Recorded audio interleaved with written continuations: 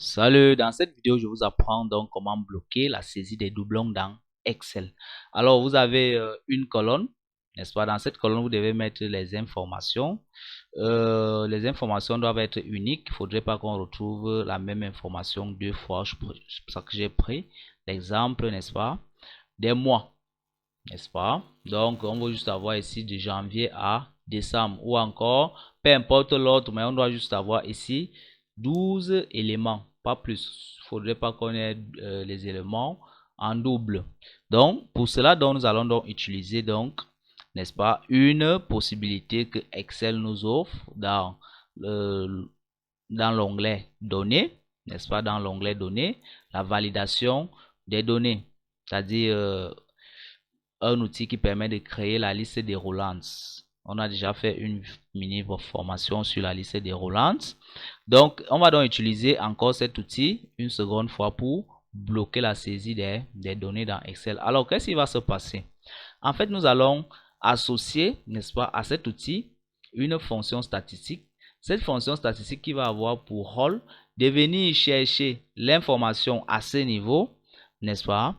Puis, une fois recherché l'information à ce niveau, décompter si cette information existe déjà ou bien l'information n'est pas existante. Et si cette information est déjà existante, alors il doit nous signaler qu'il existe déjà cette information qui est déjà saisie. Et dans le cas contraire, il doit tout simplement valider l'information. Alors, on va donc utiliser cette fonction qui est la fonction nb.si, n'est-ce pas? Qui sera donc égale à nb.si. Alors, la fonction nb.si va nous demander quoi? Elle va nous demander une plage. La plage de données sera bel et bien cette plage de données, n'est-ce pas? On va mettre le point virgule. Ensuite, il va nous demander le critère. Ça sera ce critère. Cette plage de données, on peut bloquer la plage de données parce que si elle est définie sur juste sur cette plage des cellules, il n'y a pas de souci. On peut bloquer. Dans le cas contraire, on peut également laisser cette plage évoluer. Vu que c'est juste en guise d'exemple, pas besoin de bloquer, juste pour vous montrer l'importance de cette fonction. Voilà, vous voyez donc que cette information est donc venue ici, puisqu'on a pris janvier, il est venu la chercher janvier, là vu que janvier apparaît une seule fois. Si je ressaisis janvier, vous voyez qu'automatiquement il décompte déjà deux fois, je le ressaisis, il me décompte trois fois, n'est-ce pas? Et si je supprime les deux saisies, il me décompte une seule fois. Voilà donc l'importance de cette fonction au niveau de la validation des données que nous allons personnaliser pour les doublons tout à l'heure. Donc, il viendra toujours au niveau de notre base source ici, vérifier si l'information qu'on vient de saisir existe déjà. S'il rencontre que cette information a déjà, n'est-ce pas, la couronne, une couronne, automatiquement, il va bloquer. Mais s'il vient et trouve qu'il n'y a rien, il saisit tout simplement. Très bien. Alors, allons donc voir comment cela se passe avec la validation des données. Alors, je peux décider de commencer tout simplement ici et puis je viendrai dupliquer ma mise en forme après, ou encore je peux d'abord tout simplement tout sélectionner, à vous de voir, et puis validation des données.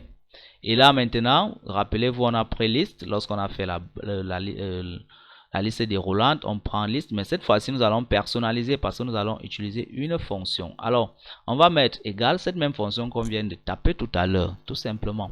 On va mettre égal nb.si, on ouvre la parenthèse. Ici, nous savons qu'en premier lieu, on nous a demandé quoi? Une plage de données, n'est-ce pas? Comme est bien sûr, on peut bloquer vu que c'est juste 12 mois que nous voulons. Donc, on bloque notre plage. Point virgule. Qu'est-ce qu'on veut? Qu'est-ce qu'il va rechercher? Il va rechercher une valeur, cette valeur qui doit rester en valeur absolue, n'est-ce pas? Qui va en valeur relative bien sûr, qui va s'évoluer au fur et à mesure. Une fois cela est fait, qu'est-ce qu'on fait? On ferme la parenthèse, puis on lui dit donc doit être égal à quoi? À 1. Rappelez-vous que lorsqu'on a saisi, la première fois, il nous a trouvé une valeur parce que janvier était déjà saisi une seule fois. Donc, on doit donc lui dire que ce critère doit être égal uniquement à 1 pour qu'il ne puisse pas saisir une autre valeur. Si on met 2, il va saisir 2. Si on met 3, il va saisir 3, ainsi de suite. Alors, on va aller à l'aide d'erreur. On va dire, attention, bon, on va mettre stop, bien sûr. Utilisons stop, c'est mieux. Et puis, on va mettre attention, doublon, n'est-ce pas? Attention, doublon. Ok. Maintenant, au niveau du message, on va lui dire que ce mois existe déjà. Ce mois existe déjà.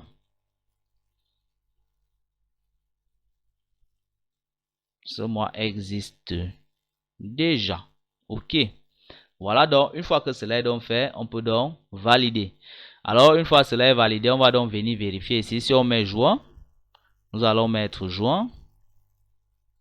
N'est-ce pas? C'est bon, ça passe, il n'y a pas de problème. Maintenant, si on remet juin une seconde fois et que nous cherchons à valider, il nous dit ce mois existe déjà. On va réessayer et puis nous allons mettre janvier. On va réessayer avec janvier. Il nous dit ce mois existe déjà. On va réessayer avec avril. Il nous dit également ce mois existe déjà. Mais si on met encore juillet ou bien mettons décembre, vous voyez qu'automatiquement il valide. Donc maintenant vous savez donc désormais comment bloquer donc la saisie des doublons, n'est-ce pas, dans Excel. Et cette saisie là peut également être bloquée sur deux colonnes, n'est-ce pas, sur une colonne, parce que là on a travaillé sur une seule colonne. Ça peut être nom et prénom. Vous savez que au niveau en ce qui concerne n'est-ce pas, les noms, on peut avoir le même nom mais pas le même prénom. Donc ça peut également être bloqué sur deux colonnes, n'est-ce pas. Donc voilà, donc vous savez donc désormais comment bloquer la saisie des doublons dans Excel. Cette vidéo vous a plu?